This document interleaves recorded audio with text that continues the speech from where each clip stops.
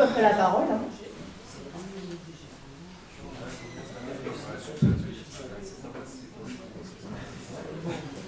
Eric, est-ce que tu veux bien ne pas être l'élément perturbateur? J'accueille. Mais accueille donc jusqu'aux chaises.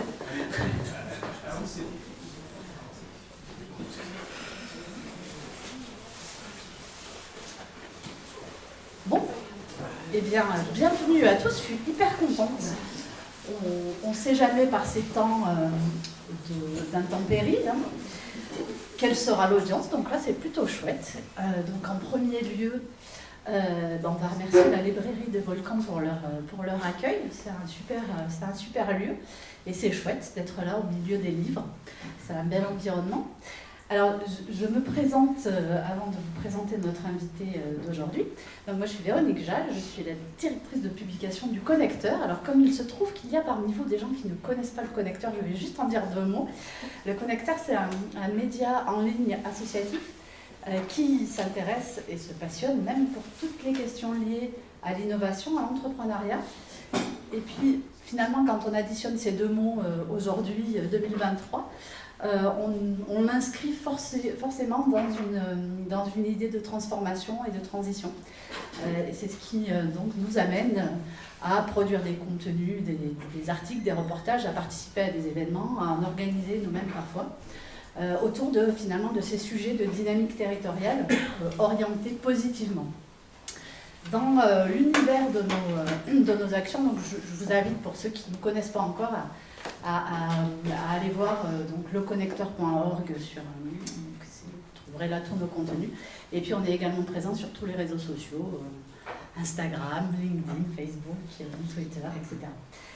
Donc voilà pour la présentation du Connecteur. Dans le cadre de nos activités, nous avons depuis plusieurs années un club Open Innovation qui donc cette année est orienté lui aussi sur l'impact. Pour les mêmes raisons que ce que j'évoquais juste précédemment, c'est-à-dire qu'on ne peut plus aujourd'hui parler d'innovation sans évoquer aussi sa finalité et l'inscrire dans une réflexion d'impact positif. Et donc ce club Open Innovation, ce sont une douzaine de personnes plutôt travaillant dans des grands groupes et en charge de projets de conduite d'innovation, de transformation ou de RSE. Ce groupe subit 2 types d'activités. D'abord un travail d'apport de compétences et de méthodologie qui lui sont apportés par Éric Perrault, qui est là-bas au fond de la salle et qui se lève pour vous saluer. Avec qui on travaille en atelier, comme on l'a fait ce matin, sur différents sujets issus des problématiques de ses membres.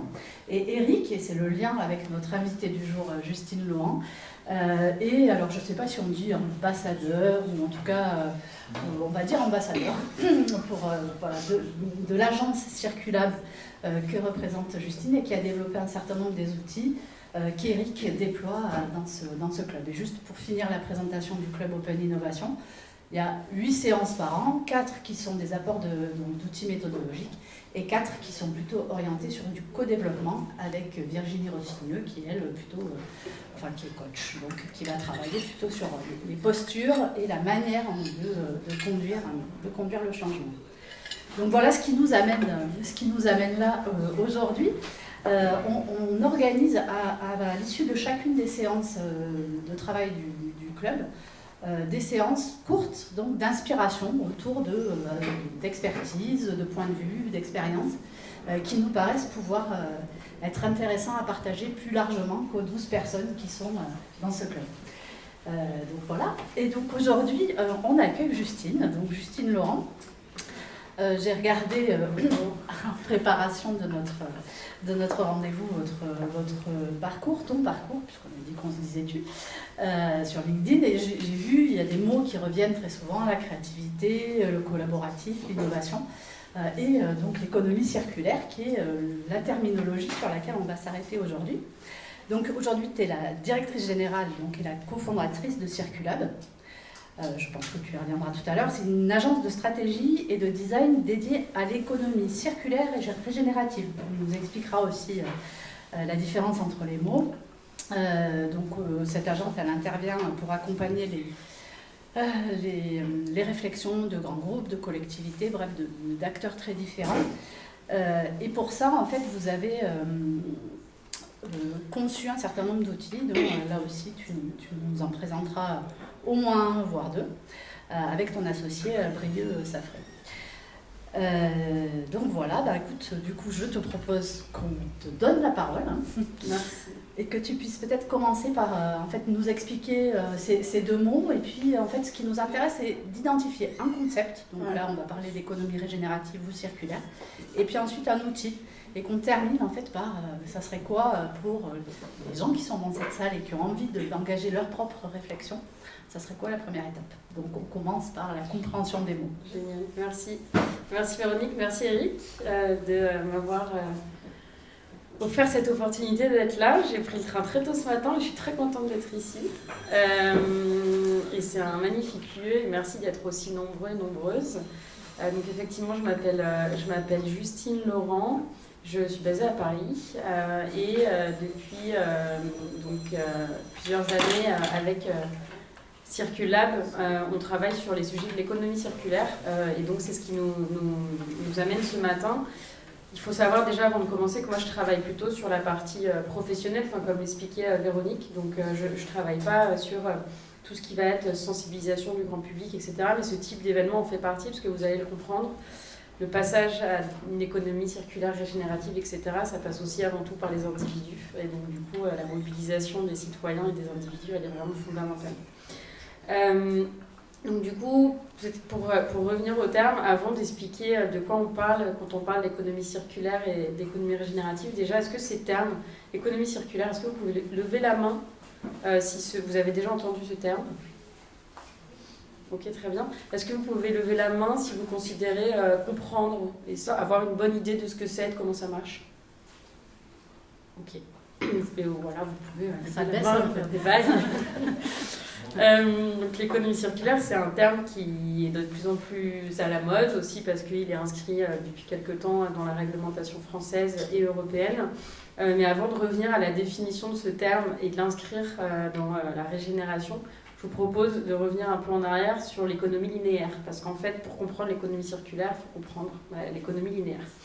Donc en gros, l'idée, c'est que depuis des dizaines, voire des centaines d'années, quand on conçoit des choses pour répondre à nos besoins, donc nos besoins, ça peut être manger, ça peut être se loger, ça peut être communiquer, on est dans une approche qui est relativement rationnelle et assez binaire, qui va faire en sorte qu'on va déployer des réponses à ces besoins et des manières d'y répondre qui vont être à la croisée de quelque chose de faisable, c'est-à-dire j'ai les compétences, j'ai les savoir-faire techniques, j'ai les ressources et de quelque chose de viable économiquement.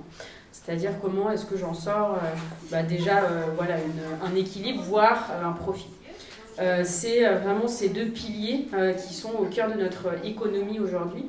Qui font qu'on a tendance, chaque fois qu'on l'entend, à privilégier vraiment cet aspect technique ou cet aspect économique. Et donc en fait, ça c'est finalement sur ces deux piliers qu'on a construit toute notre économie. Et ce qui se passe, c'est qu'au XXIe siècle, on fait face à des défis qui sont des défis d'ordre économique, d'ordre écologique, d'ordre humain. Je ne vais pas faire la liste de tous les enjeux qu'on rencontre et auxquels on fait face et surtout des crises qu'on est en train de vivre, parce qu'on est en plein dedans. Et donc du coup, on se rend compte que les solutions et les réponses aux besoins qui étaient valables il y a 10 ans, 20 ans, 30 ans, 40 ans, ne sont plus du tout adaptées aujourd'hui. Et donc il est temps de repenser la manière dont on se logeait, la manière dont on se nourrissait, la manière dont on permettait aux gens de s'hydrater, parce qu'en fait, le monde change, évolue. Et donc il faut repenser tout ça. Un très bon exemple, c'est l'exemple de l'usage unique, l'exemple de l'eau par exemple. Il y a des années, on s'est dit que pour permettre aux gens, si je prends l'exemple de la France, de boire, le meilleur moyen pour que ce soit viable et faisable, c'était de faire des bouteilles d'eau en plastique à usage unique. Et donc en fait, c'est super, sauf qu'on se rend compte qu'aujourd'hui, ça fonctionne plus, parce qu'en fait, on a des ressources de plus en plus chères, on a du stress hydrique, on a une augmentation du coût de beaucoup de choses et de matières. Donc en fait, ça ne fonctionne plus. Et donc aujourd'hui, on se pose la question de comment permettre aux gens de boire de l'eau, mais différemment que par ces bouteilles à usage unique qui, dans la majorité des cas, ne sont pas forcément adaptées. Donc je reviendrai après sur les exemples. Et donc du coup, juste pour terminer sur cette petite introduction, ça c'est ce qu'on appelle l'économie linéaire, le modèle dans lequel on est aujourd'hui et dans lequel toutes les organisations s'inscrivent, que ce soit des entreprises privées ou que ce soit des structures publiques. Elles ont tout un modèle économique qui va être basé sur une forte dépendance aux ressources, qu'elles soient énergétiques, naturelles, voire humaines, et souvent à très bas coût. C'est ça qui fait que ça peut être viable. Ensuite, qui vont se concentrer sur un faible, la valeur, elle va se concentrer sur la vente. C'est-à-dire, j'essaye de vendre plus, j'essaye de vendre plus cher, j'essaye d'avoir plus de marge, etc. Quel que soit ce qu'on vend, que ce soit un produit, un service. Et en fait, ce dont on se rend compte, c'est que finalement, une fois que j'ai vendu, peu importe ce qui se passe après. Et puis à la fin, il y a des déchets, il y a des impacts, il y a des rejets, il y a tout ça. Si je reprends l'exemple de ma bouteille, dans ma bouteille, en gros, j'ai du pétrole, parce que le pétrole, c'est ce qui me permet de faire du plastique. Le pétrole, c'est l'or noir, et en fait, finalement, je vais avoir plein d'étapes pour arriver à produire cette bouteille qui va être utilisée 3 minutes et après qui va finir à la poubelle. Donc c'est quand même un peu dommage, et ça, c'est l'économie linéaire. C'est-à-dire que voilà, on est sur une ligne continue, sauf qu'en fait, elle est infinie, cette ligne. C'est-à-dire que rien ne disparaît. Et donc du coup, cette économie linéaire, elle a beaucoup de conséquences, donc celles que je mentionnais avant, et surtout ce dont on ne se rend pas compte quand on est entreprise, c'est que les conséquences, elles vont être pour les humains, elles vont être pour la biodiversité, mais elles vont être aussi pour les modèles des entreprises. Aucune entreprise aujourd'hui ne vit, de nouveau aucune structure publique, ne vit sans ressources naturelles. Même un téléphone portable, une application mobile, j'ai besoin d'espace. Le e-commerce, c'est l'un des principaux consommateurs de surface au sol, parce que j'ai besoin de stockage, etc. J'ai besoin de routes, de tout ça. Donc en fait, on a besoin de toutes ces ressources-là, et du coup, la viabilité de nos modèles économiques ne va pas du tout. Donc, finalement, les premières victimes de ces modes, mais qui en sont aussi les responsables, c'est les entreprises elles-mêmes. Et donc du coup, l'économie circulaire, elle propose de repenser complètement de fond en comble les modèles économiques dans lesquels on s'inscrit. Et donc si je reviens à l'exemple de l'eau, c'est finalement comment je repars de mon besoin, c'est-à-dire permettre aux gens de s'hydrater en toutes circonstances. Et comment pour répondre à ce besoin, je vais penser à d'autres manières de faire qui ne produisent pas de déchets. D'accord. Donc du coup, ça peut être l'exemple je m'inspire de la nature. Vous avez un petit scarabée en Namibie qui va capter le matin, qui va capter les mini gouttelettes de la rosée et puis qui va transformer ça après en eau, qui va attendre que ça ruisselle et qui va s'en servir. On peut aussi avoir de la captation transformer l'humidité, la chaleur en eau. Donc ça, c'est des exemples qui sont intéressants et qui vont être dans une sobriété de ressources. Il y a un autre exemple aussi qui va être intéressant, c'est évidemment tout ce qui a trait à comment je fais en sorte de ne pas avoir besoin de bouteilles ou de verre, mais je mets du filtre, des choses comme ça qui permettent en fait aux personnes d'avoir une eau de qualité. Et à Paris, vous avez un super exemple aussi qui favorise l'accès à l'eau sans produire de déchets et par ailleurs sans reproduire de nouvelles choses. Qui est qu'en fait, la ville de Paris, elle s'est dit, on a une eau d'excellente qualité sur notre territoire. Et donc, du coup, on va permettre à toute personne de pouvoir remplir sa gourde facilement. Donc, en fait, vous avez des fontaines dans la rue, mais personne n'y va parce qu'on n'a pas confiance, parce qu'on ne les voit pas, etc. Donc, ils font un gros travail là-dessus. Et par ailleurs, Haute-Paris travaille depuis quelques mois sur la mobilisation des commerçants. Et en fait, ils se sont dit, les commerçants, ils ont des points d'eau à disposition, les librairies aussi comme celle-ci. Et donc, comment est-ce qu'on permet d'optimiser les points d'eau qui sont existants sur le territoire pour permettre aux gens de remplir leur gourde. Et donc, du coup, aujourd'hui, vous avez, ce réseau, il existe depuis septembre 2022, vous avez plus de 700 commerçants qui ont juste une petite étiquette devant leur magasin et qui dit « Ici, vous pouvez remplir votre gourde ». Et en fait, ce qui va permettre à n'importe qui de venir et de dire « Excusez-moi, j'ai besoin d'eau, est-ce que vous pourriez remplir ma gourde ?» Et en fait, de cette manière-là, je réponds aux besoins qu'elles permettent aux gens de s'hydrater. Sauf que je ne vais pas produire de nouvelles ressources. Je ne vais pas produire de nouveaux déchets et je vais optimiser quelque chose qui est existant, à savoir les points d'eau, en plus ici, qui sont à accès gratuit. Et l'eau ne coûte rien à Paris, donc du coup, les commerçants, ça ne leur coûte pas d'argent. Ouais, pardon. Pas de souci. On aime bien utiliser cette citation d'Albert Einstein qui dit « On ne résout pas les problèmes avec les modes de pensée qui l'ont engendré ». Comment elle s'engage, cette transformation? Parce que, tu l'as évoqué, on passe d'une perception linéaire à une boucle qui doit s'engager. Dimensionnelle, ouais. comment on opère cette Et transformation? du coup, cette transformation, déjà, on l'opère, si je reviens à ce que j'évoquais au début sur ces deux piliers que sont la viabilité et la faisabilité. Déjà, la première chose, vu que c'est un changement de modèle de fond, c'est d'intégrer des nouveaux indicateurs et des nouveaux questionnements quand on va penser les choses et les concevoir. Et typiquement, c'est pas uniquement penser à la viabilité économique et à la faisabilité, est-ce que c'est faisable et viable, mais c'est aussi penser est-ce que ça va répondre à un besoin et est-ce que c'est désirable, facile d'accès, utile pour les personnes à qui je m'adresse. Donc ça, c'est ce que nous, on va appeler la désirabilité et l'utilité, pas dans une logique uniquement marketing, mais vraiment dans une logique aussi, donner aussi envie aux gens et de travailler, de prendre plaisir à ce qu'ils font, etc., et de répondre à leurs besoins. Et la quatrième sphère qu'il faut intégrer, c'est cette sphère aussi de circularité et on va y revenir après, mais de régénération. C'est-à-dire comment est-ce que je m'assure que les solutions que je prends, elles sont viables, elles sont faisables, elles sont désirables, mais en plus de ça, elles vont régénérer, c'est-à-dire qu'elles vont créer plus d'impact positif que d'impact négatif sur les systèmes dont elles dépendent, que ce soit des systèmes humains, naturels, économiques, etc. Donc la première chose déjà, c'est de changer ce mode de pensée. C'est quelque chose qui n'est pas facile. Mais la bonne nouvelle, c'est qu'on en revient du bon sens, et d'où ce que je disais en introduction, c'est aussi se reconnecter à des choses qu'on ne ferait pas naturellement chez nous. Moi, depuis petite, on me dit, je n'utilise pas le jetable chez moi, je lave mes assiettes, je pense que la majorité d'entre vous lavent leurs assiettes. Effectivement, ça va me prendre plus de temps que si j'avais du jetable, mais en fait, on le fait, et c'est qu'il y a des raisons, donc l'idée, c'est de faire ce qu'on ne ferait pas chez nous, de ne pas le faire non plus en entreprise, quoi. Donc ce changement, il est complètement possible. Donc ça, c'est la première chose. Et après, la deuxième chose, et tu l'évoquais, c'est d'adopter aussi des nouvelles méthodes pour prendre un peu de recul sur comment les choses fonctionnent aujourd'hui et pour pouvoir identifier des pistes de solutions. Et aussi, quand on en vient à chercher des réponses à des problèmes, c'est adopter les bons outils et les bonnes méthodes. Et donc, ouais. Et, tu l'as évoqué aussi, je pense que l'effet accélérateur de l'identification de vulnérabilité est avéré en ces temps un peu de crise.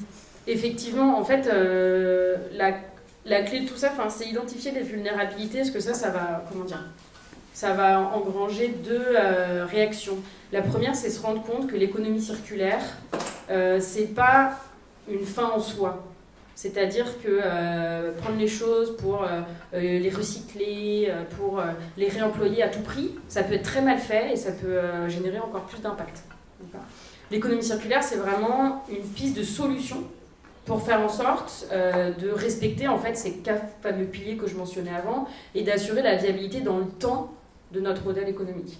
Et donc du coup, ceci étant dit, dans la mesure où l'économie circulaire, ça fait partie de la solution, ça fait ni partie du problème, mais c'est pas non plus l'objectif en soi, c'est important de comprendre pourquoi est-ce que ça fait partie de la solution, et qui dit solution dit problème. Donc avant de mettre en place l'économie circulaire, c'est important de comprendre les problèmes de notre économie linéaire, et donc du coup de prendre un peu de recul, soit au niveau très macro, c'est-à-dire au niveau d'un secteur, au niveau d'un territoire, quels sont tous les enjeux qu'on peut identifier, ou même au niveau d'une structure.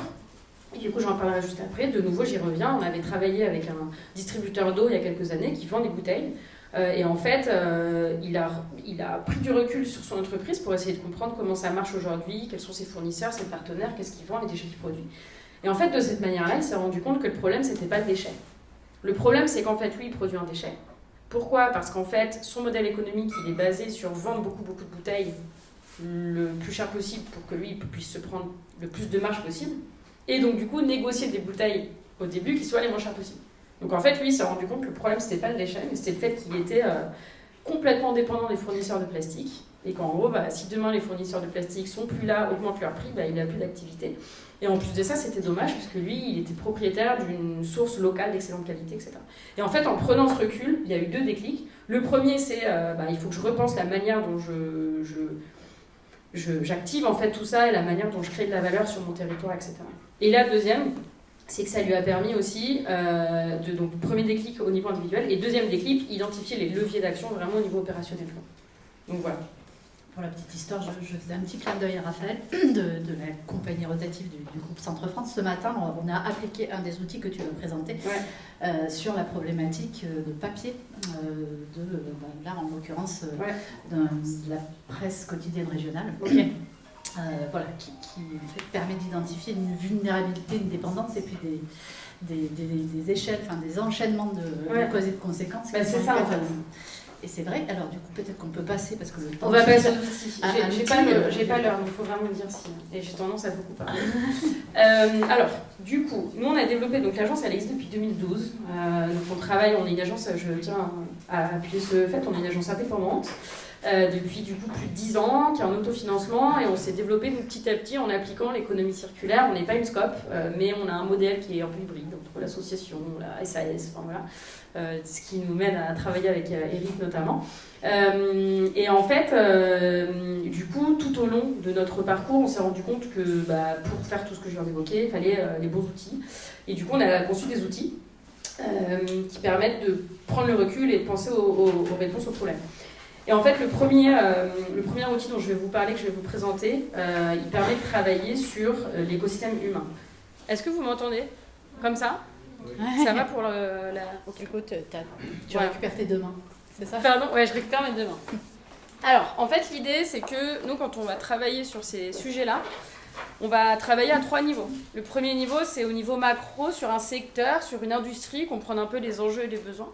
Le deuxième niveau, c'est au niveau de l'écosystème de partenaires et d'acteurs. Comment est-ce qu'on engage les individus? Comment est-ce qu'on s'inscrit localement sur le territoire?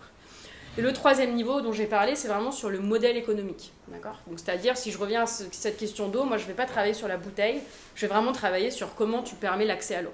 Okay? Et donc, du coup, l'idée, le premier, c'est cet outil. Tiens, j'ai besoin de 3 mains. Donc en fait, c'est des outils qui sont tout simples. Nous, on déploie tout ce qui est la pensée systémique, le design. On croit beaucoup au visuel, à la force du visuel. Donc on est sur des choses très qualitatives. Il ne s'agit pas de mesurer des choses très compliquées. C'est déjà comprendre comment ça marche. Cet outil-là, c'est un outil assez simple, en fait, qui permet de représenter qui sont ce qu'on appelle les parties prenantes, donc qui sont les entreprises, les individus, les associations qui sont concernées, impactées par une problématique, par un enjeu, par un projet. Okay? Du coup, ça nous permet de prendre du recul sur un projet existant pour comprendre un peu comment ça marche, à quelles étapes, et du coup avec qui il faut qu'on travaille, ou alors qui est-ce qui manque dans cet existant-là, ou alors qu'est-ce qu'il faut qu'on change. Et la deuxième chose, c'est que ça nous permet, quand on conçoit un nouveau projet, de faire en sorte de nous assurer qu'on va avoir des acteurs qui sont plutôt locaux, et par ailleurs des acteurs qui interviennent à chaque niveau de la chaîne. Parce que si à un moment il manque quelqu'un, ça ne va pas marcher. Donc comment ça marche? Vous avez 2 axes. Vous avez un axe ici, qui est un axe, donc l'axe des ordonnées, qui est l'axe de la distance géographique. Donc ça nous permet en fait finalement d'intégrer une logique de localité et de distance en fait quand on va faire ce diagnostic, cet état des lieux. Et donc je vais pouvoir identifier finalement qui sont les acteurs le plus proches de là où je veux agir. Et par ailleurs ici, vous avez les étapes de ce qu'on appelle, un terme qui est beaucoup utilisé en économie circulaire, le cycle de vie, ou alors la chaîne de valeur, en intégrant aussi la fin de vie. Beaucoup des outils aujourd'hui qu'on a en entreprise, en management, ou peu importe, s'arrêtent là en fait, une fois que j'ai vendu. Mais en fait, après, il se passe encore des choses. Et ça, c'est une économie à part entière. L'économie du déchet, c'est une économie à part entière. Donc en fait, l'idée, c'est d'intégrer jusqu'après. Finalement, il n'y a presque pas de fin à ce modèle-là. Et de comprendre comment ça marche. Je vais vous donner un exemple. On travaille avec la ville de Paris depuis 3 ans sur la sortie des plastiques jetables. C'est pour ça que je parle beaucoup du sujet, c'est que c'est un sujet que je commence à maîtriser. Donc typiquement, comment est-ce qu'on peut faire en sorte au niveau d'un territoire qu'il n'y ait plus de plastique jetable? Le plastique jetable, c'est un gobelet comme celui-ci, c'est une bouteille, mais c'est aussi la barquette du kebab ou l'emballage de la pharmacie, quoi. Okay? Nous, on doit adresser toutes les filières, tous les secteurs. Je vais prendre un exemple, c'est la filière de l'alimentation. La ville, elle souhaite engager des acteurs privés, les entreprises. Du coup, nous, on a fait ce travail-là pour comprendre aujourd'hui qui sont les acteurs qui utilisent l'usage unique dans l'alimentation à Paris. Okay. Et en fait, en faisant ça, on s'est rendu compte qu'il y avait des acteurs comme des grands groupes, Nestlé, Danone, etc., qui sont des acteurs qui vendent sur le territoire parisien, mais par contre, qui réfléchissent au niveau national, voire international. Si on veut qu'un acteur comme ça, il s'engage, on ne va pas lui dire sors une nouvelle marque sans plastique juste pour la ville de Paris, parce qu'il va vous dire vous êtes mignon, mais moi j'ai 100 autres pays à penser. Donc du coup, là l'enjeu c'est de se dire comment un acteur qui agit au niveau national ou international peut s'engager au niveau le plus bas qui est la ville de Paris. Et en l'occurrence ici la solution ça passe par faire des expérimentations. faire tester des choses sur le territoire parisien, profiter de cette opportunité pour que du coup on développe, je vais tester la consigne à Paris avec cette marque-là. Donc en fait, ça nous a permis de prendre du recul et à l'inverse, de nous dire des restaurateurs, etc., qui sont au niveau très local, c'est-à-dire eux, ils n'agissent même pas au niveau de tout le territoire, mais juste au niveau de leur point de vente. Comment est-ce qu'eux, on peut faire en sorte que leur impact porte davantage et rayonne au niveau de tout le territoire? Du coup, c'est les mettre en commun, c'est travailler au niveau d'une rue, c'est mutualiser les choses, etc. Donc voilà, donc ça nous permet de prendre du recul et de formuler en fait des pistes d'action de cette manière-là sur les partenariats, etc. En fait, dans les outils qu'on utilise, c'était le sujet de mémoire d'une partenaire de cowork hier, en fait, dans l'outil qu'on utilise, on projette aussi son mode de pensée et elle employait le mot d'idéologie. Là, en fait, en utilisant cette carte et peut-être l'autre outil, le verso que tu peux montrer, on prend du recul, c'est le mot que tu as utilisé, mais en fait, au-delà de prendre du recul, on se met au cœur en fait, d'un écosystème, d'un système global dont l'entreprise n'est pas forcément le centre. Complètement. Et en fait, c'est ça qui va, comme je disais, qui va créer ce déclic de une entreprise n'est jamais 100% autonome, parce qu'elle dépend de plein de choses. Voilà. Et l'autre chose, c'est ça va nous aider aussi à penser collaboratif, à penser en système, à penser au niveau du territoire. C'est effectivement intégrer l'entreprise dans son système. Et en fait, en lien avec ça, tiens, en fait, ça marche aussi avec demain. Ça, c'est un autre outil. Je ne vais pas rentrer dans les détails. Tout ça, c'est des outils gratuits que nous, en open source, que vous pouvez utiliser si vous le souhaitez. Et ça, c'est un outil qui est très différent. Je ne vais pas rentrer dans les détails, mais en fait, qui permet de se rendre compte par rapport à une activité. Si je reprends l'exemple de je suis vendeur de bouteilles d'eau, je vais venir écrire dans toutes les cases qui sont colorées au milieu là. Qu'est-ce que je vends, à qui, pour qui, avec qui, c'est fait à partir de quoi, etc. Et ensuite, je vais associer ces choix, c'est-à-dire les choses sur lesquelles moi je peux agir. Je peux décider de changer de matériau, de changer de fournisseur, de changer de mode de distribution. Quels sont les impacts de ça, positifs et négatifs, sur les systèmes dont je dépends. Donc sur mon territoire, sur les individus, sur la nature, parce que faut savoir que le vendeur d'eau, avant de vendre des bouteilles, il vend de l'eau. Et que l'eau, si elle est polluée, il n'y aura plus rien à vendre dans quelques années. Donc en gros, l'idée, c'est de se rendre compte aussi des relations pour de nouveau créer cet effet de déclic et voir sur quoi est-ce que je peux agir. Et en fait, ça c'est peut-être la conclusion, ou en tout cas avec des choses à retenir. En économie circulaire, en tout cas nous, avec notre approche, avec ce type d'outil en lien avec ce que tu évoques, l'idée c'est pas d'agir sur les impacts. Parce que si vous agissez sur les impacts, vous agissez en haut de la pyramide. 80% des impacts d'un produit ou d'un service se définissent à l'étape de conception. C'est-à-dire, c'est pas une fois que j'ai les déchets ou que j'ai le CO2 qui est là que je vais pouvoir faire des choses bien. C'est en gros agir le plus tôt possible pour faire en sorte d'inverser ou d'anticiper comment est-ce qu'une fois que j'aurai ça, je peux les transformer en quelque chose de positif. Donc du coup, nous, on identifie les impacts, mais on ne va pas se dire, ok, là, il y a des déchets, qu'est-ce que tu peux faire de ces déchets? C'est plutôt, qu'est-ce qu'il faut que tu repenses dans ton modèle aujourd'hui pour pas qu'il y ait ces déchets-là? Ou alors, qu'est-ce qu'il faut que tu repenses pour que, d'emblée, ces déchets-là, ils soient tout de suite intégrés à un nouveau cycle, quoi. Okay. Et ça, c'est vraiment important, parce que c'est ça qui fera en sorte que l'économie circulaire, ce ne sera pas une source de coût, mais ce sera une source d'opportunité. Parce que sinon, ça va coûter cher. Résoudre des problèmes, acheter des médicaments, ça coûte cher. Mais dormir plus pour moins avoir mal à la tête et pas acheter des médicaments, a priori, ça coûte pas cher. Voilà, c'est un peu la même chose. Et alors, pour ceux qui ne sont pas familiers de ce type de tableau, il y en a peut-être parmi vous, ce qui est peut-être intéressant à relever, c'est que il y a une partie de ce tableau qui est un outil classique enseigné dans les écoles de commerce. Peut-être tu pourras nous dire si ça change. Et pas que de commerce. Hein. Nous, en école de design et d'ingénieur aussi, ils ont des outils similaires. C'est ça. Et en fait, ce circular Canva, en fait, il vient ajouter des parties qui n'existaient pas dans la manière de concevoir la stratégie d'entreprise. Donc ça a l'air d'un petit schéma comme ça, mais en fait, c'est aussi un outil de transformation des modes de pensée. Et qui repart en fait de choses qui existent et qui ne sont pas pour celles et ceux qui n'ont pas l'habitude, ou même qui souhaitent lancer une entreprise ou une librairie comme celle-ci, qui est un outil facile à prendre en main, parce que c'est du qualitatif, l'information, elle est là.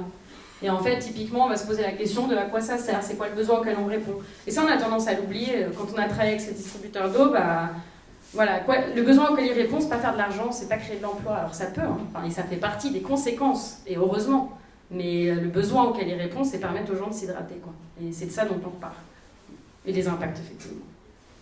Ok, alors je crois qu'on arrive déjà au terme de ce témoignage.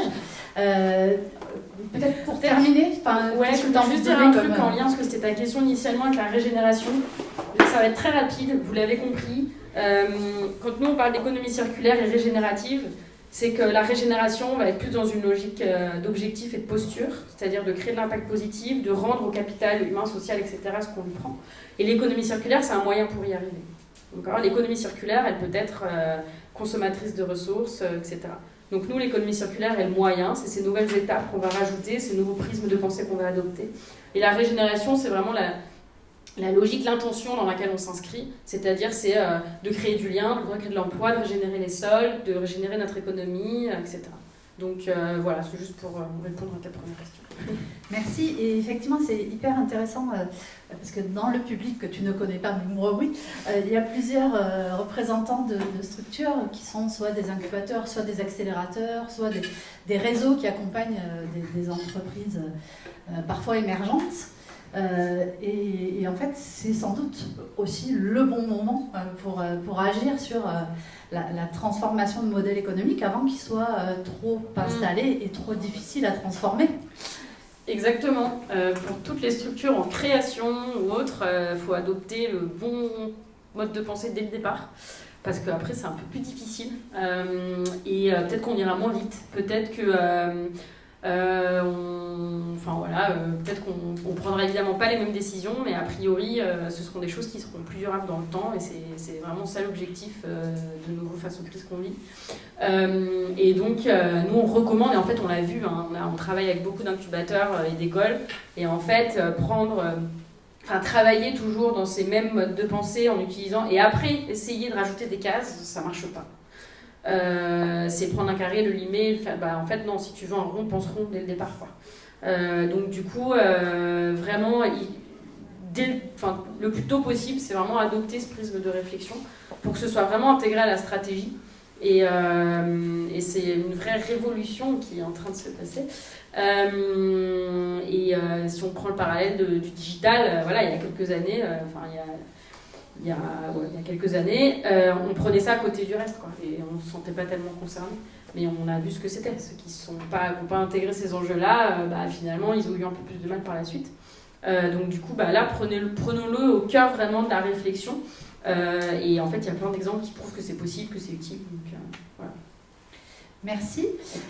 Pour ceux qui sont complètement fascinés par ces outils et qui ont envie d'en faire l'expérience, sachez que cet après-midi, vous avez l'opportunité, organisée par Eric, donc avec Justine, à l'IAE, qui est donc juste à côté.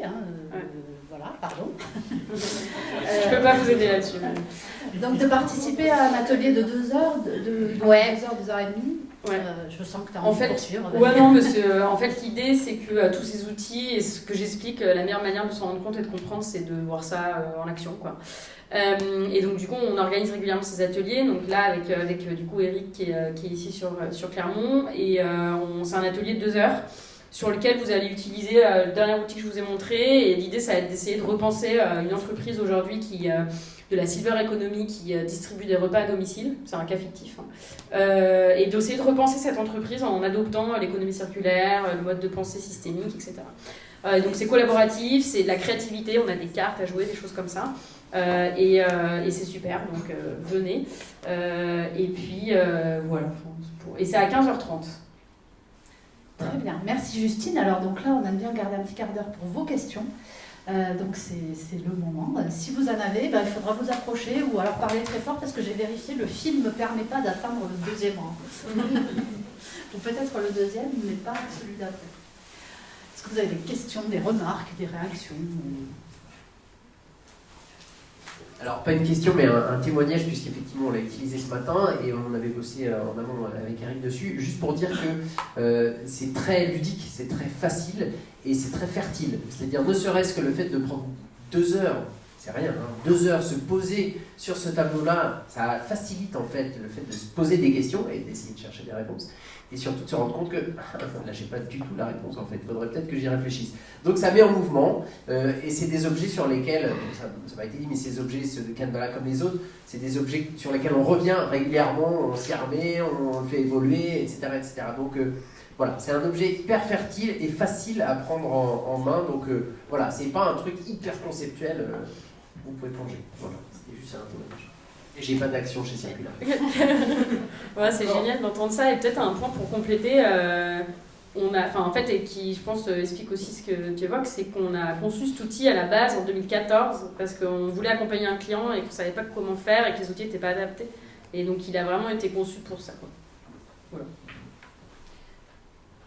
Alors, vas-y, parle fort. Je parle fort. Dans la réflexion stratégique, on parle beaucoup d'évolution des process, mais parfois, j'imagine que la bonne solution, c'est peut-être d'arrêter la production de tel produit ou service. Et comment ça se passe quand tu es face à cette...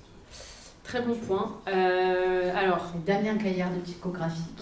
Non, mais typiquement, c'est intéressant parce que récemment, il y a un secteur qui se pose beaucoup cette question et avec qui on échange, ce n'était pas le cas avant, c'est le secteur des objets promotionnels. Donc, je ne sais pas si certains ou certaines d'entre vous travaillent, donc tout ce qui va être de l'ordre du crayon, de la sacoche, voire du t-shirt, etc., qu'on va distribuer soit en événement, soit dans des entreprises.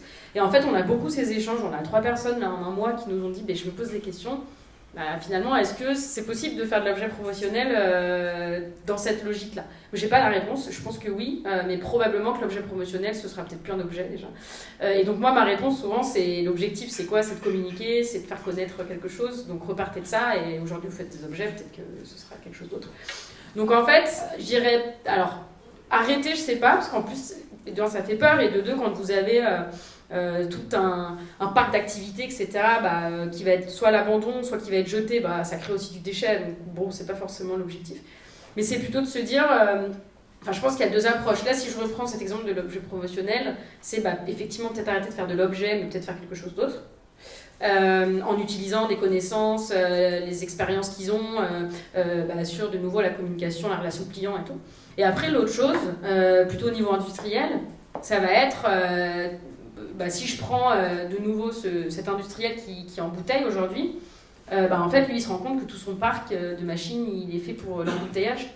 Mais probablement qu'on peut transformer quelques éléments sur ce parc de machines, soit pour embouteiller autre chose, soit différemment, soit pas pour embouteiller, mais pour faire quelque chose d'autre. Et par ailleurs, s'appuyer vraiment sur les expertises et les compétences pour qu'elles soient mises au profit de quelque chose d'autre. Et il y a un bon exemple, je crois que le projet s'appelle Coral Artefact. Je sais pas si ça vous parle. Oui. Ouais. Donc c'est un projet qui est assez magnifique, quoi. Donc moi je connais pas très bien, mais dont j'ai entendu parler à plusieurs reprises. Allez-y, ouais. Dans le nord de la France. Tout à fait. En fait, c'est alors j'ai bien. En fait, dans les Hauts-de-France, il y avait cette. Donc moi, j'avais plus la région, mais cette expertise de la dentelle. Et en fait, petit à petit, qui s'est perdue. Et du coup, vous avez une entreprise qui était spécialisée dans la dentelle et qui, aujourd'hui, vendait plus de dentelle. Et donc, du coup, c'était. Ils se sont retrouvés face à ça et finalement, il n'y avait plus d'activité. Et en fait, il y a un artiste plasticien qui travaillait notamment sur le sujet de la régénération des récifs coralliens. Et en fait, il s'est rendu compte qu'il y avait une structure similaire entre celle des récifs coralliens et celle de la dentelle. Et donc, en fait, il s'est rapproché. Et d'ailleurs, je crois que c'était une scope parce que l'entreprise de dentelle avait été rachetée par les salariés. Et en fait, il s'est rapproché d'eux pour mettre leur savoir-faire et leurs machines au profit de la production de structures qui reproduisent en fait les récifs coralliens pour pouvoir régénérer et transplanter des récifs sur les fonds marins. Et donc, le motif de dentelle qui est du Puy-en-Velay, en fait. Voilà, c'est ça, c'est le Puy-en-Velay dans la région. Exactement. Et donc du coup, là c'est aussi un super exemple de, oui, on arrête la dentelle, donc bon là, pas pour la raison forcément de circularité, pour ce contexte, mais en fait comment est-ce qu'on repart de l'existant pour mettre ça au profit d'autres choses, quoi. Donc voilà, des éléments de réponse. J'ai un autre exemple en tête pour répondre à ta question, Damien, est-ce que par moment il faut arrêter. Il y a un groupe de rock français qui est très connu, qui s'appelle Chaka Ponk, qui est très engagé depuis de nombreuses années déjà dans essayer de réduire l'impact de ces tournées. Donc eux, ils ont adopté les gourdes depuis des années, il n'y a plus de plastique, il y a plus de choses comme ça. Et ben malgré tout, en faisant le bilan chaque année, ils se sont aperçus que finalement ils réduisaient très très peu parce que le maximum d'impact c'était les scènes, les tournées en elles-mêmes, les déplacements de leurs spectateurs sur les événements. Et donc ils ont pris la décision en 2022 d'arrêter à l'avenir les tournées sur scène. Donc ils ne se produiront plus sur scène, ils continueront à produire de la musique, mais ils ne se produiront plus sur scène parce qu'ils disent c'est insoutenable en fait. On ne peut pas atteindre l'objectif de réduire ça, donc il faut arrêter. C'est dommage parce qu'ils sont bons sur scène. Parce qu'ils sont bons sur scène. Non, mais après, du coup, on pense voilà, à une autre manière de se produire. Et deux autres exemples pour continuer, là, pas sur l'activité, mais si je continue sur les plastiques, vous avez une boîte de nuit à Paris qui s'appelle la Machine du Moulin Rouge, et en fait, qui est un lieu assez emblématique dans la vie nocturne parisienne. Et en fait, dans la sortie des plastiques à usage unique, beaucoup se posent la question, si je reviens à l'eau, c'est vraiment c'est la première cible de la ville, en fait, ils ont juste arrêté de vendre de l'eau. Et du coup, ils ont installé des fontaines partout, etc. Ils ne laissent pas les gens mourir de soif. Ils ont installé des fontaines, ils mettent à disposition des verres, etc. Mais en fait, ils ont pris ce dur parti, parce que c'est beaucoup d'argent pour une boîte de nuit, l'eau. Et en fait, ils ont dit, on va arrêter de boire de l'eau. Et donc, il y a une perte conséquente de chiffre d'affaires. Mais en fait, ils disaient, si on veut réduire ce déchet... Pardon ? Donc plus d'eau en bouteille.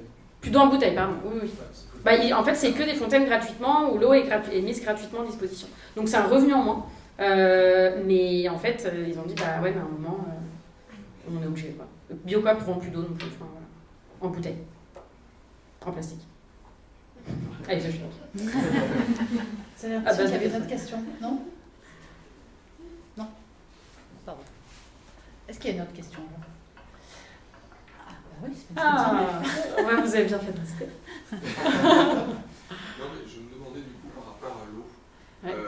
C'est que les entreprises, par exemple, déjà exportent de Ouais. l'eau que ce soit en bouteille ou autre, même si, admettons, on passe de bouteilles à de très grands conteneurs Ouais. pour pouvoir la transporter jusqu'à Paris où là elle peut être utilisée avec des gourdes. Est-ce que c'est pas quand même de la perte en termes de moyens de transport qui pourrait servir au final à autre chose comme déjà transporter de la nourriture, les tensions au niveau du transport, notamment de nourriture à Paris, dramatique. Est-ce que c'est vraiment nécessaire, quoi ? Ouais. Moi, j'ai arrêté de transporter de l'eau. Moi, j'ai un parti pris mais c'est un parti pris très personnel, qui est le fait qu'une entreprise qui aujourd'hui vend une bouteille d'eau qu'elle embouteille dans une source sur le territoire français et qu'elle la distribue, la même bouteille partout dans le monde, cette entreprise, si elle ne repense pas... en fait, ce modèle-là, il ne peut pas durer en intégrant tout ce que je viens d'évoquer avant, même si on passe sur des bouteilles en verre réemployables ou des bouteilles en plastique qui se dissolvent ou peu importe. Parce qu'en fait, par l'économie circulaire, c'est faire avec l'existant, et qui dit existant dit aussi s'adapter à un contexte local, quoi. Donc en fait, là où je suis d'accord, c'est que selon moi, ça n'a peut-être pas trop de sens de prendre une bouteille qu'on embouteille à un endroit pour multiplier les flux. Et, après, il y a peut-être des manières... Aujourd'hui, en tout cas, c'est le constat que je fais. Donc j'aurais plutôt tendance à dire, si vous voulez continuer à être viable, on va repartir de ce que vous savez faire, mais on va essayer de voir selon les territoires comment vous pouvez le faire différemment, quoi. Donc et effectivement, avec il y a quand même des gros enjeux tout à fait sur tout ce qui est logistique. Il y a un enjeu sur la logistique qui sont les flux retours, ce qu'on appelle les flux retours, c'est-à-dire une fois que j'ai livré, je reviens à vide.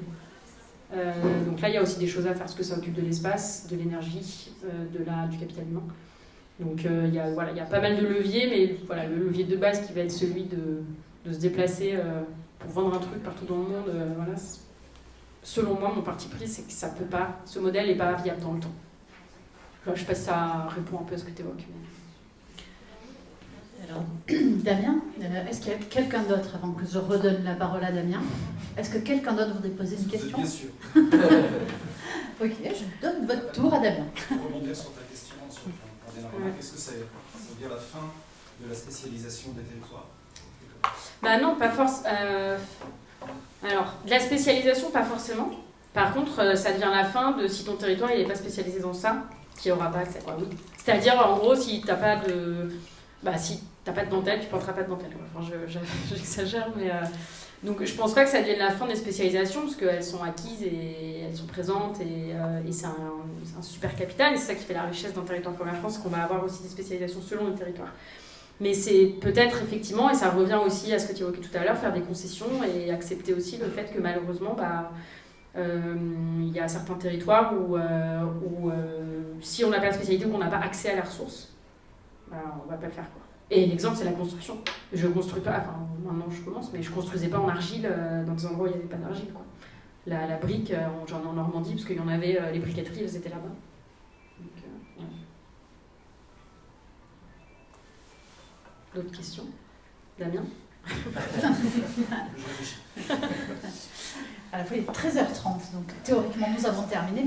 Néanmoins, s'il reste une ou deux questions, je pense qu'on peut légèrement déborder. Et sinon, on peut vous remercier d'être venus nombreux. Et merci à toi pour cette animation. C'était un plaisir. Et donc, n'hésitez pas. Est-ce qu'il faut s'inscrire si jamais il y avait des vocations qui se soient déclenchées? Alors déjà, vous pouvez venir ce soir, enfin tout à l'heure, plutôt que ce soir, à 15h30 à l'IAE. Et ensuite, en fait, on a un site qui est plutôt bien fourni. On a lancé un podcast qui s'appelle Activer l'économie circulaire, qui a 2 ans, enfin on l'a arrêté il y a 2 ans, mais qui est super, et qu'on va reprendre bientôt. Donc ça, vous y avez accès. Et ensuite, les outils, vous allez sur notre site circulab.academy avec un Y, sur lequel on met toutes ces ressources à disposition gratuitement, donc vous pouvez les télécharger si ça vous intéresse. Voilà, on a associé à écrire un livre aussi, enfin voilà, il y a pas mal de choses. Activer l'économie circulaire et Circulab. Très bien. Voilà, et je suis dispo si vous avez des questions, n'hésitez surtout pas, avec grand plaisir, et merci beaucoup pour votre accueil et votre présence. Et merci d'avoir pris le train ce matin de bonne heure. C'était un plaisir. Merci à tous.